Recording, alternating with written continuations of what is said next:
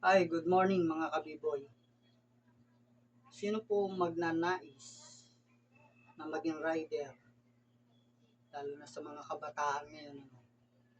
Hindi po napakadali na maging rider.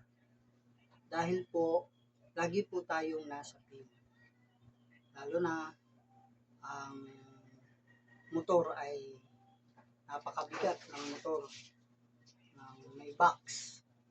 At lalo na, sana marunong din kayo sa motor na declutch, sapagkat yan po ang isang required pag nag-apply ka, marunong kang gumamit ng declutch ng motor.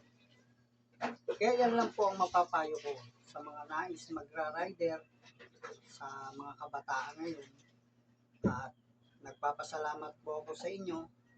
Sana po mag-like po kayo and mag-comment, mag-share and follow, subscribe. At sana po, suportahan niyo po ang B-Boy Palaboy. Maraming salamat po sa inyo.